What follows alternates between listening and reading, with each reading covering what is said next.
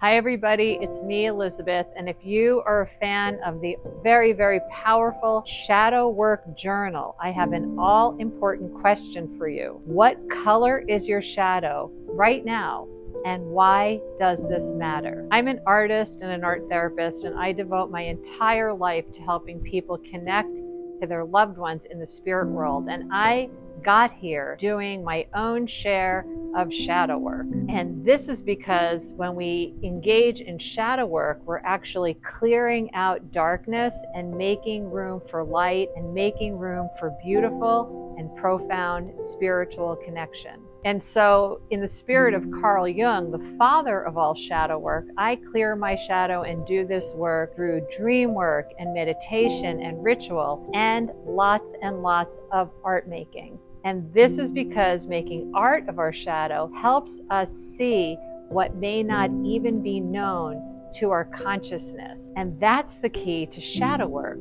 Figuring out what is disowned or unknown or pushed down into the darkness and bringing it up to the light and to conscious reality so we can explore and integrate and learn what our triggers are and, most importantly, how to heal them. So what does the color of your shadow have to do with any of this? You might automatically think, well, my shadow is black, but that may not at all be true, because it is your association to different colors that is the key to pointing out where your triggers are. So example here is if you tune into your shadow and you feel like you're seeing pale blue green and it's kind of the color of scrubs, maybe a medical professional gave you some really difficult news. Or if you tune into your shadow and you're feeling like it's pink, then maybe pink is the favorite color of someone with whom you continually have a difficult time. Either way, there's no right or wrong, and the color of your shadow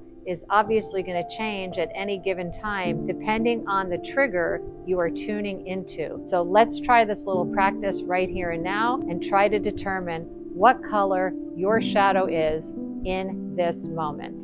So step one is to go grab any kind of paper and any kind of colored pencils or colored markers or even children's crayons. And if you need to pause the video, go ahead and do that. I'll be right here when you get back. Okay, do you have your supplies?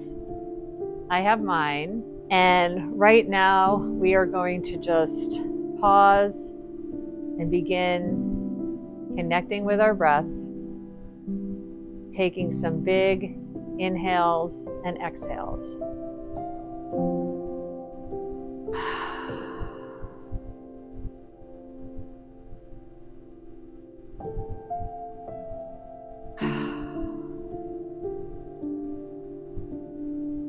And ultimately, you're going to want to do this for a little longer than we're doing it right here. But as you tune in and you let go of the outer world and you become centered and grounded in the present moment, I want you to tune in to any body sensations that feel uncomfortable.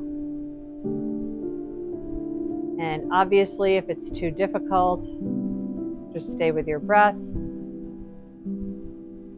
If you can manage it just for this short amount of time, kind of notice in your body what you're feeling and where it is.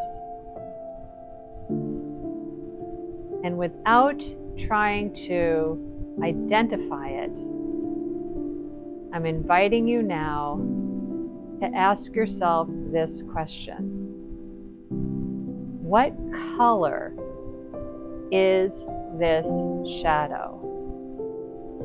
What color is this shadow? I don't want you to think about it too much at all. Again, there is no right or wrong. Whatever color immediately comes to mind, I want you to pick it up in your hand, the crayon, the marker, the colored pencil, whatever it is, and just scribble it out on your piece of paper.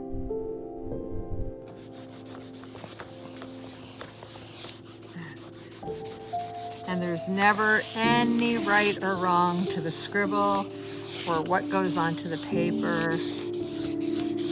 We are not making art to make art. We are simply tuning in to the color of our shadow. So here's mine. It's very blue-green, which kind of surprised me because those can be my favorite colors. And so for the next part of this practice, I'm inviting you to once again tune in, go inward, close your eyes, take a few deep breaths, and see if you come up with any associations to the color you've put on their paper. And don't think too much. And again, there's no right or wrong. Anything that comes up, any associations you have to the color on that paper.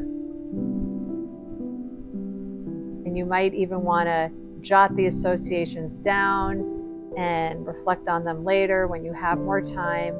But I can almost guarantee you that tuning in to the color of your shadow is going to help you identify your triggers in a very different way than a journal prompt can, that may give you new insight into where the work is needed and what is calling you the most in your shadow work. Please let me know in the comments below what color your shadow is in this moment, and more importantly, if this tiny practice helped. And for more creative approaches to your shadow work, then be sure to follow me and watch my videos. It's a privilege to serve you on this journey.